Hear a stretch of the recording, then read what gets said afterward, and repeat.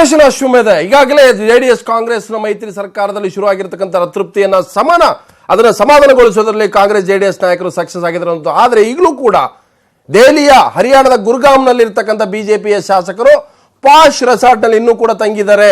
So ಈಗಲೂ ಕೂಡ ಏನಾಗುತ್ತೆ ವಿದ್ಯಮಾನ ಅನ್ನೋದು. ಮತ್ತೊಂದು ಕಡೆ ಜೆಡಿಎಸ್ ನ ರಾಷ್ಟ್ರೀಯ ಅಧ್ಯಕ್ಷರು ಮಾಜಿ ಪ್ರಧಾನಿ ದೇವೇಗೌಡರು ಕೂಡ ಈ ಎಲ್ಲ ವಿದ್ಯಮಾನಗಳು ಅತ್ಯಂತ ಸೂಕ್ಷ್ಮವಾಗಿ ಅಬ್ಸರ್ವ್ ಮಾಡ್ತಾ ಇದ್ದಾರೆ. ಯಾಕಂದ್ರೆ 50 ವರ್ಷಕ್ಕೂ ಹೆಚ್ಚಿನ ಅನುಭವ ಇರತಕ್ಕಂಥದ್ದು ಈ ಎಲ್ಲ ವಿದ್ಯಮಾನ ನೋಡಿ ಪಡೆದಂತ. ಹಾಗಿದ್ರೆ ನಮ್ಮ ಜೊತೆ ಖುದ್ದು ನೇರವಾಗಿ ಈ ವಿದ್ಯಮಾನಗಳ ಬಗ್ಗೆ ಮಾತಾಡಲಿಕ್ಕೆ ಜೆಡಿಎಸ್ ರಾಷ್ಟ್ರೀಯ ಅಧ್ಯಕ್ಷ ಎಚ್ ಡಿ ದೇವೇಗೌಡರ ಸ್ವಾಗತ ನೇರವಾಗಿ ಕೇಳ್ತಾ ಇದ್ದೀನಿ. ಹಾಗಿದ್ರೆ ಇವತ್ತು ಮೈತ್ರಿ ಸರ್ಕಾರದ ಆರೋಗ್ಯದ ಬಗ್ಗೆ ಪ್ರಶ್ನೆಗಳಿದ್ದಾವೆ. ಹಾಗಾದ್ರೆ ಮೈತ್ರಿ ಸರ್ಕಾರಕ್ಕೆ ಯಾವುದೇ ರೀತಿ ಅಪಾಯ ಇಲ್ವಾ ಈ ಎಲ್ಲ ಬೆಳವಣಿಗೆಗಳ ಮಧ್ಯೆ?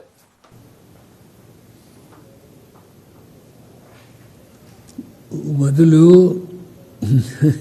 ನಿಮ್ಮಗಳ ಮನಸ್ಸಲ್ಲಿ ಯಾವುದೇ ಸಂಶಯ ಇಟ್ಕೊಳ್ಳೋದು ಅವಶ್ಯಕತೆ ಇಲ್ಲ.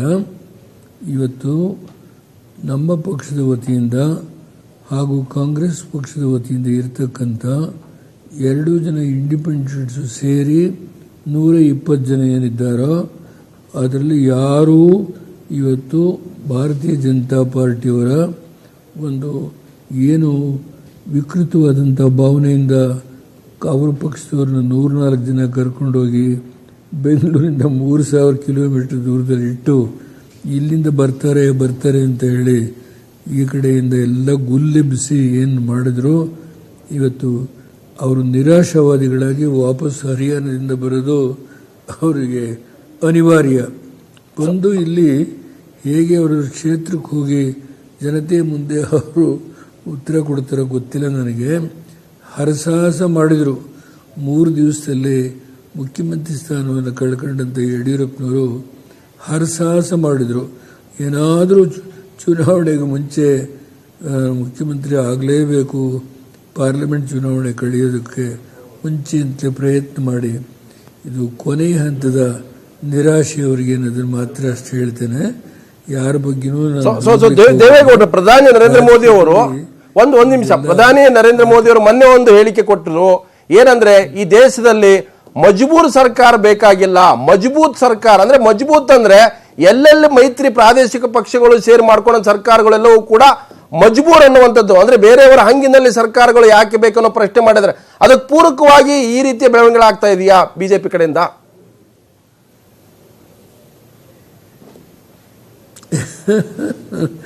ಅವರಿಗೆ ಬಿಟ್ಟಿದ್ದು. ಇವತ್ತು ಅವರ ಮನಸ್ಸಿನಲ್ಲಿ ಏನು ವಿಕೃತವಾದ ಭಾವನೆ ಇದೆಯೋ ಅದಕ್ಕೆ ನಾನು ಪರ್ಯಾಯವಾಗಿ ಬೇರೊಂದು ಶಬ್ದ ಬಳಕೆ ಮಾಡಲಿಕ್ಕೆ ಹೋಗೋದಿಲ್ಲ. ಪ್ರಧಾನಮಂತ್ರಿಗಳಿಗೆ ಒಂದು ಸ್ಟೇಬಲ್ ಗೌರ್ಮೆಂಟ್ ಇದ್ರೆ ಮಾತ್ರ ಈ ದೇಶದಲ್ಲಿ ಎಲ್ಲ ಅಭಿವೃದ್ಧಿ ಕಾರ್ಯಕ್ರಮಗಳು ಮಾಡಬಹುದು ಅಂತ ಹೇಳಿ ಮಾತನಾಡೋದು ನಾನು ನೋಡಿದ್ದೇನೆ. ಅನೇಕ ಕಡೆ ಪ್ರಾದೇಶಿಕ ಪಕ್ಷಗಳು ಒಳ್ಳೆ ಕೆಲಸವನ್ನು ಮಾಡ್ತಾ ಇದ್ದಾರೆ. ಅದನ್ನು ಅವರು ಗುರುತಿಸ್ಕೊಳ್ಬೋದು, ಅಲ್ಲಗಳಿಲಿಕ್ಕಾಗೋದಿಲ್ಲ. ಮಮತಾ ಬ್ಯಾನರ್ಜಿಯವರಾಗಲಿ, ಈಗ ಕರುಣಾನಿಧಿಯವರಾಗಲಿ ಅಧಿಕಾರದಲ್ಲಿದ್ದಾಗ ಚಂದ್ರಬಾಬು ನಾಯ್ಡುವರಾಗಲಿ, ನವೀನ್ ಪಟ್ನಾಯಕ್ ಅವರಾಗಲಿ, ಇವತ್ತು ನಾನು ಹಲವಾರು ವಿಷಯ ಹೇಳಬಲ್ಲೆ. ಇಲ್ಲೇನೆ ಬಿಜೆಪಿ JDS ಒಂದು 20 ತಿಂಗಳು ಇತ್ತು, ಆಗ ಅಭಿವೃದ್ಧಿ ಕಾರ್ಯಕ್ರಮ ಮಾಡಲಿಲ್ವಾ? ಈಗ ಧರ್ಮಸಿಂಗು ಸಿದ್ದರಾಮಯ್ಯರ ನೇತೃತ್ವದಲ್ಲಿ ಒಂದು ಸರ್ಕಾರ ಇತ್ತು, ಆಗೇನು ಕಾಂಗ್ರೆಸ್ ನಮ್ಮದವ್ರದ್ದು ಮೈತ್ರಿ ಮಾಡಲಿಲ್ವಾ? ಹೀಗೆ ಮೈತ್ರಿ ಸರ್ಕಾರಗಳಿದ್ರೆ ಏನು ಕೆಲಸ ಮಾಡಲ್ಲ ಅನ್ನೋ ಭಾವನೆನೂ ಬೇಡ. ನಾನೇ 13 ಪಾರ್ಟಿ ಕಟ್ಕೊಂಡು ಮೈತ್ರಿ ಸರ್ಕಾರದಲ್ಲಿ ಪ್ರಧಾನಮಂತ್ರಿಯಾಗಿ 10 ತಿಂಗಳಿಗೆ ಕೆಲಸ ಮಾಡಿದ್ದೇನೆ. ಮೊನ್ನೆ ಹೋಗಿ ಬೋಗಿ ಬ್ರಿಡ್ಜನ್ನು ಇನಾಗ್ರೇಟ್ ಮಾಡಿದ್ರಲ್ಲ, ಯಾರು ಮಂಜೂರಾತಿ ಕೊಟ್ಟಿದ್ದು? ಅದಕ್ಕೆ ಎಷ್ಟು ಹಣ ಇಟ್ಟಿದ್ದೆ? 400 ಕೋಟಿ ಹಣ ಇಟ್ಟಿದ್ದೀನಿ. ಇದು ಬಡ್ಜೆಟ್ನಲ್ಲಿ ನೋಡ್ಬೋದು ಅವರು. ಹೀಗೆ ಕಾಶ್ಮೀರದು ರೈಲ್ವೆ ಲೈನ್ ಮಂಜೂರು ಮಾಡಿದೆ, ಪವರ್ ಪ್ರಾಜೆಕ್ಟ್ಸ್ ಮಂಜೂರು ಮಾಡಿದೆ, ಹೈವೇ ಮಂಜೂರು ಮಾಡಿದೆ, ರೈತರ ಅಲ್ಲಿಯ ಟ್ರೇಡರ್ಸ್ ಸಾಲ ಎಲ್ಲ ಮನ್ನಾ ಮಾಡಿದೆ. ಅಷ್ಟೇ ಅಲ್ಲ, ಇವತ್ತು ಜಮ್ಮುಗೆ ಯೂನಿವರ್ಸಿಟಿ ಕೊಟ್ಟಿದ್ದೇನೆ ನಾನು. ಹೀಗೆ ಹೇಳ್ತಾ ಹೋದರೆ ತುಂಬ ವಿಷಯ ಹೇಳ್ಬೋದು. ಡೆಲ್ಲಿನ ಮೆಟ್ರೋ ಮಾಡಿದ್ಯಾರು ಎಲ್ಲ ಖಂಡಿತ ದೇವೇಗೌಡರು ಕೆಲವು ಪ್ರಶ್ನೆಗಳಿದಾವೆ. ಯಾಕೆ ಈಗ ಬಂದೆ ನಾನು ದೇವೇಗೌಡ್ರೆ ಪ್ರಧಾನಿ ನರೇಂದ್ರ ಮೋದಿ ಅವರು ಇರ್ತಕ್ಕಂಥದ್ದು ದಕ್ಷಿಣದಿಂದ ಕೇರಳದಿಂದ ಕಾಶ್ಮೀರದವರೆಗೆ ಅನ್ನುವಂಥದ್ದು ಒಂದು ತಾವು ಶಿವಮೊಗ್ಗದ ಉಪಚುನಾವಣೆ ಒಂದು ಹೇಳಿಕೆ ಕೊಟ್ಟಿದ್ರಿ, ಬಿಜೆಪಿಯ ದಕ್ಷಿಣದ ಹೆಬ್ಬಾಗಿಲನ್ನ ಕ್ಲೋಸ್ ಮಾಡ್ತೀವಿ ನಾವು ಜೆಡಿಎಸ್ ಕಾಂಗ್ರೆಸ್ ಸೇರಿದ್ರೆ. ಹಾಗಾಗಿ ಆ ದಕ್ಷಿಣದ ಹೆಬ್ಬಾಗಿಲು ದೇವೇಗೌಡರ ಹೇಳಿಕೆ ನೀಡಿದ ಮೇಲೆ ಈ ಆಪರೇಷನ್ ಹೇಳಿದ್ರ?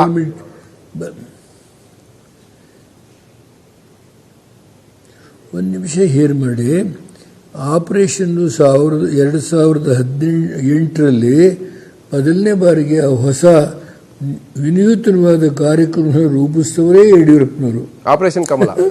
ಆಪರೇಷನ್ ಕಮಲನ ಅದೇನು ಹೊಸದಲ್ಲ ಕರ್ನಾಟಕ, ಅದು ಅವರಿಂದಲೇ ಪ್ರಾರಂಭ ಆಯಿತು, ಈಗ ಅವರಿಂದಲೇ ಎಂಡ್ ಆಗುತ್ತದೆ.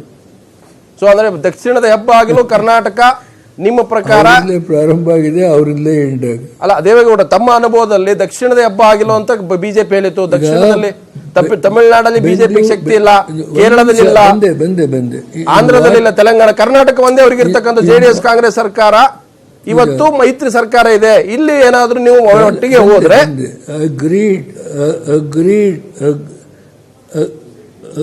ಅಗ್ರೀಡ್ ಈ ದಕ್ಷಿಣದ ಹೆಬ್ಬಾಗಿಲು ತೆಗೆದಿದ್ದೀವಿ ಅಂತ ಯಾವಾಗ ಹೇಳಿದ್ರು?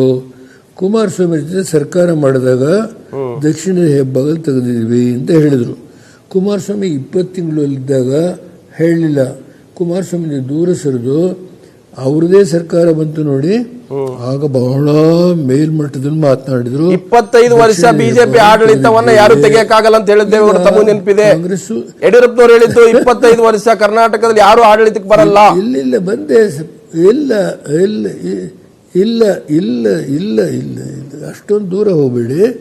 ಅವರಿಗೂ ಒಂದು ನಿಚ್ಚಳವಾದ ಬಹುಮತ ಏನು ಕೊಡಲಿಲ್ಲ. ಆಗಲೂ ಅವರಿಗೆ 10 ಸೀಟ್ ಕಡಿಮೆ ಇತ್ತು. ಆ ಸೀಟ್ ತುಂಬೋದಕ್ಕೆ ಆಪರೇಷನ್ ಕಮಲ ಮಾಡಿದ್ರು. ಆದರೆ 3 ಜನ ಮುಖ್ಯಮಂತ್ರಿಗಳು ಚೇಂಜ್ ಆದದ್ದು ಗೊತ್ತಲ್ಲ ನಮಗೆ. ನಾನು ಲಘುವಾಗಿ ಮಾತಾಡೋದಿಲ್ಲ. ಆ ಪಾರ್ಟಿ ಒಳಗೆ 5 ವರ್ಷದೊಳಗೆ 3 ಜನ ಮುಖ್ಯಮಂತ್ರಿಗಳು ಆದರು. ಅದರಿಂದ ಆ ಪಾರ್ಟಿಯಲ್ಲಿರ್ತಕ್ಕಂಥ ಆಂತರಿಕ ವ್ಯತ್ಯಾಸಗಳೇನೋದನ್ನು ತಾವು ಮರಿಬಾರ್ದು. ನಮ್ಮಲ್ಲಿ 2 ಪಕ್ಷ ಸೇರ್ಕೊಂಡು ಮಾಡಿದ್ದೀವಿ. ಈಗ ಅದರಲ್ಲಿ ಯಾವ ಒಂದು ಸಂಕೋಚ ಇಲ್ಲದೆ ಹೇಳ್ತೇನೆ, ನಾವಿಬ್ಬರು ಒಂದುಗೂಡಿ ಈಗ ಕೆಲಸ ಮಾಡಿ 5 ಚುನಾವಣೆ ಉಪಚುನಾವಣೆಯಲ್ಲಿ ತೋರಿಸ್ಕೊಟ್ಟಿದ್ದೇವೆ. ಯಡಿಯೂರಪ್ಪನವರು 5 ಲಕ್ಷ ಮತದ ಅಂತರದಲ್ಲಿ ಗೆದ್ದಿದ್ದರು. ಅವರ ಮಕ್ಕಳು ಈಗ ಕೇವಲ 26,000 ಮತಗಳ ಅಂತರದಲ್ಲಿ ಗೆದ್ದಿದ್ದಾರೆ. ಆದ್ದರಿಂದ ನಾವು ಒಟ್ಟುಗೂಡಿ ಕೆಲಸ ಮಾಡಿದರೆ ಈ ದಕ್ಷಿಣದ ಹೆಬ್ಬಾಗಲನ್ನು ಮುಚ್ಚಿಸ್ತೀವಿ ಅನ್ನೋದ್ರ ಬಗ್ಗೆ ಯಾವ ಸಂಶಯ ಇಲ್ಲ. ಆದರೆ ಮಾಡಿದರೆ ಅಂತ ನಾನು ಏನು ಹೇಳಿದೆ ಅಂತ ಅದಕ್ಕೂ ಅರ್ಥ ಕಲ್ಪಿಸ್ತೇನೆ. ಸೊ ಈಗಲೂ ನಿಮ್ಗೆ ವಿಶ್ವಾಸ ಇದೆ ದಕ್ಷಿಣದ ಹೆಬ್ಬಾಗಲನ್ನ ಜೆಡಿಎಸ್ ಕಾಂಗ್ರೆಸ್ ಮೈತ್ರಿಯಿಂದಾಗಿ ಮುಚ್ಚುತ್ತೆ? ಈಗಲೂ ಹೇಳ್ತಾ ಇದ್ರಿ ಈ ಚುನಾವಣೆಯಲ್ಲಿ 2019 ಚುನಾವಣೆಯಲ್ಲಿ ಜೆಡಿಎಸ್ ಕಾಂಗ್ರೆಸ್ ಒಂದಾಗಿದ್ರಿಂದಾಗಿ ಬಿಜೆಪಿ ಹೇಳ್ತಾ ಇದೆ ಇವರನ್ನ ನಾವು ಕೆಳಗಿಳಿಸಿದ್ರೆ ನಮ್ಮ ಹೆಬ್ಬಾಗಿಲು ಓಪನ್ ಆಗಿರುತ್ತೆ.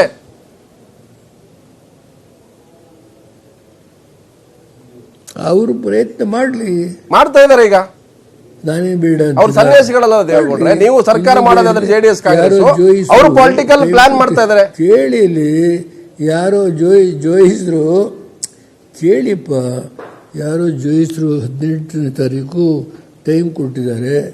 ಇನ್ನೊಂದು ದಿನ 2 ದಿನ ಇರಬೇಕು. ಅದಾದ್ಮೇಲೆ ವಾಪಸ್ ಹರಿಯಾಣದಿಂದ ಬರ್ತಾರೆ, ಅಲ್ಲೇ ಇರ್ತಾರ. ನಾವಿಲ್ಲಿ ಸೀಟ್ ಹಂಚಿಕೊಳ್ಳೋದ್ರ ಬಗ್ಗೆ ಮಾತುಕತೆ ಮುಂದುವರಿಸಿ ನಾವೇನಿದ್ರು ಆ ದಿಕ್ಕಿನಲ್ಲಿ ಕೆಲಸ ಮಾಡ್ತೀವಿ. ದಯಮಾಡಿ ದೇವೇಗೌಡ್ರೆ ನೀವು ಅತ್ಯಂತ ಅನುಭವಿ ರಾಜಕಾರಣಿ, ದೇಶದ ಇಂಚಿಂಚು ಪ್ರದೇಶದಲ್ಲಿ ಹೋಗಿ ಬಂದಂತವರು. ಇವತ್ತು 2019 ಒಂದು ವೇದಿಕೆ ಮಹಾಗಠಬಂಧನ್ ರೆಡಿ ಆಗಿದ್ರೆ ದೇವೇಗೌಡರ ಪ್ರಯತ್ನ, ನಾನು ಸ್ಪಷ್ಟವಾಗಿ ಹೇಳ್ತೀನಿ, ಕುಮಾರಸ್ವಾಮಿ ಪ್ರಮಾಣ ವಚನದಲ್ಲಿ ತಾವೆಲ್ಲರನ್ನ ಕರ್ಕೊಂಡ್ ಬಂದ್ರಿ. ಅದು ಬರೀ ಟ್ರೇಲರ್ ಆಗಿದೆ, ಅದು ಫಿಲ್ಮ್ ಆಗಲ್ಲ ಅಂತ ಮೋದಿ ಅವರು ಅಮಿತ್ ಶಾ ಹೇಳ್ತಿರೋದು. ಹಾಗಾಗಿ ನೀವು ಲೋಕಸಭಾ ಚುನಾವಣಾ ಮೈತ್ರಿಯ ಸೀಟು ಹೊಂದಾಣಿಕೆ ಬಿಕ್ಕಟ್ಟಿ ಕಾರಣ ಆಗುತ್ತೆ ಅಂತ ಭಾವಿಸಿದ್ದಾರೆ.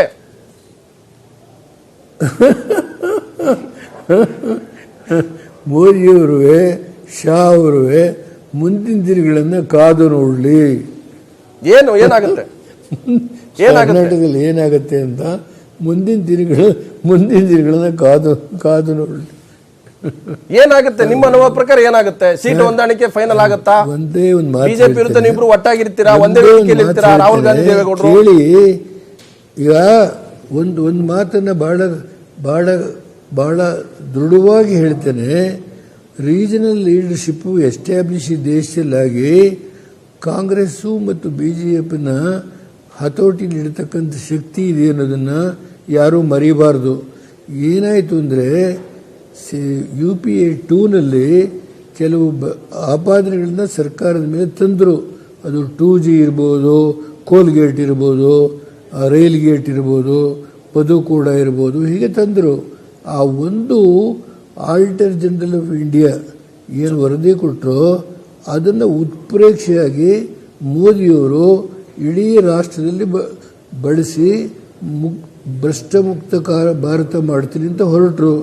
ಈಗೇನಾಗಿದೆ ಅದರ ಬಗ್ಗೆ ಚರ್ಚೆ ಬೇಡ. ಈಗ ದಯಮಾಡಿ ತಮ್ಮಲ್ಲಿ ವಿನಂತಿ ಮಾಡ್ತೇನೆ, ನಾನು ಬೇರೊಂದು ಕಾರ್ಯಕ್ರಮ ಇಲ್ಲ ದೇವೇಗೌಡರು ನೀವು ಅನೇಕ ವಿಷಯ ಮಾತಾಡ್ತಾರೆ, ದಯಮಾಡಿ ವೀಕ್ಷಕರು ನೋಡ್ತಾ ಇದ್ದಾರೆ ಈ ವಿದ್ಯಮಾನಗಳು. ಅಂದ್ರೆ ನಿಮ್ಮ ಪ್ರಕಾರ ದೇವೇಗೌಡರು ನಿಮಿಷ ದೇವೇಗೌಡರು ನೀವು ಬಹಳಷ್ಟು ವಿಷಯಗಳು ಮಾತಾಡ್ತಾ ಇದ್ದಾರೆ. ನನಗೆ ಖುಷಿ ಏನಂದ್ರೆ ಆಪರೇಷನ್ ಕಮಲ ಅನ್ನುವಂಥದ್ದು ಫೇಲ್ ಆಗಿದೆ. ನಿಮ್ಮ ಪ್ರಯತ್ನ ಅಥವಾ ಕಾಂಗ್ರೆಸ್ ನಾಯಕರು ಇದನ್ನ ಅತೃಪ್ತರನ್ನ ವಾಪಸ್ ಕರೆಯೋದ್ರಲ್ಲಿ ಸಕ್ಸಸ್ ಆಗಿದೆಯಾ? ನಿಮ್ಮ ಪ್ರಕಾರ ಈ ಶಾಸಕರು ವಾಪಸ್ ಬರ್ತಾರೆ?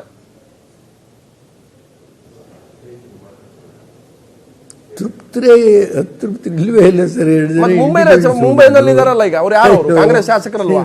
ಅವರು ವಾಪಸ್ ಬಂದವ್ರೆ. ಏನೇನು ಇಲ್ಲ.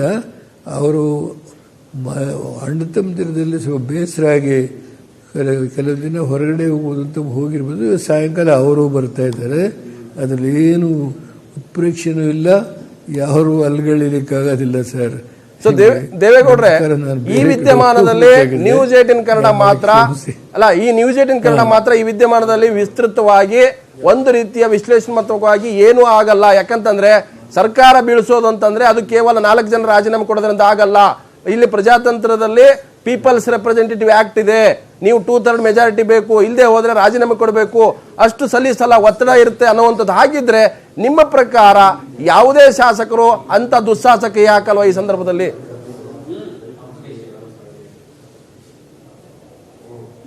ನೀವು ಅವರಿಗೆ ಕೇಳಿ, ನನಗೆ ಕೇಳ್ತೀರಿ? ಸೊ ಹಾಗಿದ್ರೆ ಈ ಸಿಚುವೇಶನ್ ಯಾರು ಕಾರಣ? ಅಡಗಿಲ್ಲ ಅಂತ ಹೇಳಿದ್ಮೇಲೆ ಇನ್ನು ಅವ್ರು ಯಾಕೆ ಕೈ ಹಾಕಿ ಅವ್ರಿಗೆ ಕೇಳಬೇಕು. ದೇವೇಗೌಡ್ರೆ ತಾವು ಕೂಡ ಒಂದು ದೊಡ್ಡ ಮೈತ್ರಿ ಸರ್ಕಾರವನ್ನು ನಡೆಸಿದಂತವ್ರು. ಆಮೇಲೆ ಕರ್ನಾಟಕವೇ ಕಾಂಗ್ರೆಸ್ ಬಿಜೆಪಿ ವಿರೋಧಿ ರಾಜಕಾರಣಕ್ಕೆ ವೇದಿಕೆ ಆಗಿರ್ತಕ್ಕಂಥವು. ಕರ್ನಾಟಕ ಜನತಾರಂಗ ಹುಟ್ಟಿದ್ದೆ ಕರ್ನಾಟಕದಲ್ಲಿ. VP ಸಿಂಗ್, ದೇವೇಗೌಡ, ಚೌಧರಿ ಚರಣ್ ಸಿಂಗ್ ಇರ್ಬೋದು, ಚಂದ್ರಶೇಖರ್ ಇರ್ಬೋದು, JH ಪಟೇಲ್, ಬೊಮ್ಮ, ಇವರೆಲ್ಲರೂ ಕೂಡ ಕರ್ನಾಟಕದ ರಾಜಕಾರಣ ಕಾಂಗ್ರೆಸ್ ಬಿಜೆಪಿ ವಿರುದ್ಧ. ಆದರೆ ಇವತ್ತು ಮುಕ್ತ ಅನ್ನುವಂಥದ್ದು ಶಬ್ದ ಬಳಕೆ ಆಗ್ತದೆ. ಕಾಂಗ್ರೆಸ್ ಮುಕ್ತ, JDS ಮುಕ್ತ, DMK ಮುಕ್ತ, TDP ಮುಕ್ತ. ಈ ಮುಕ್ತ ರಾಜಕಾರಣದಿಂದಾಗಿ ಕರ್ನಾಟಕದ ಈ ಕ್ರೈಸಿಸ್ ಬಂತ.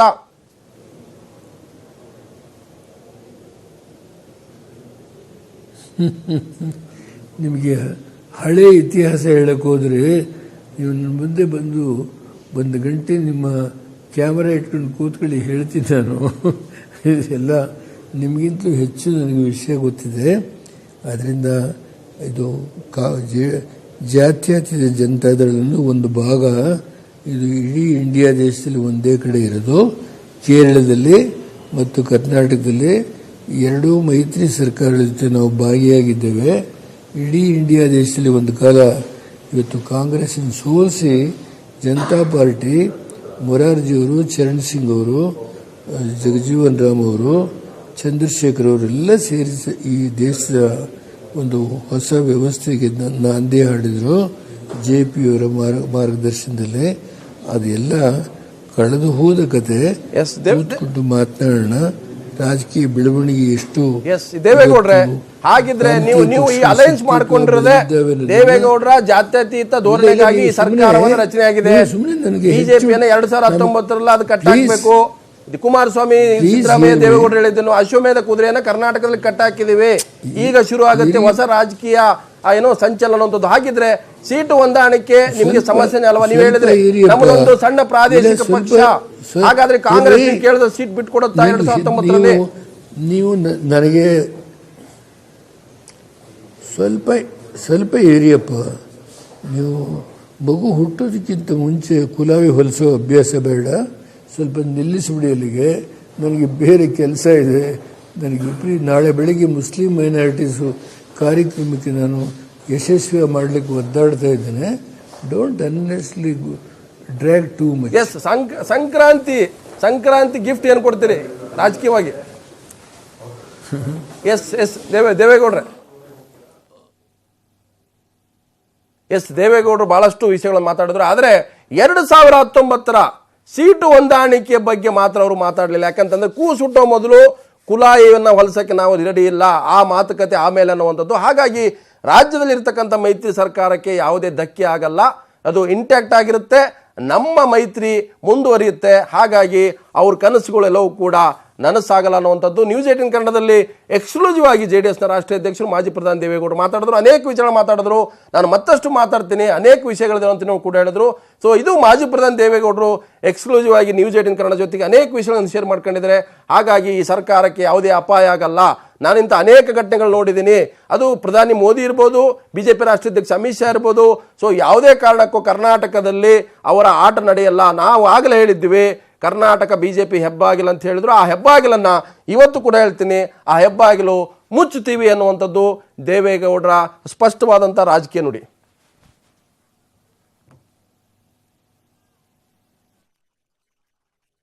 ಅವರು ನಿರಾಶಾವಾದಿಗಳಾಗಿ ವಾಪಸ್ ಹರಿಯಾಣದಿಂದ ಬರೋದು ಅವರಿಗೆ ಅನಿವಾರ್ಯ.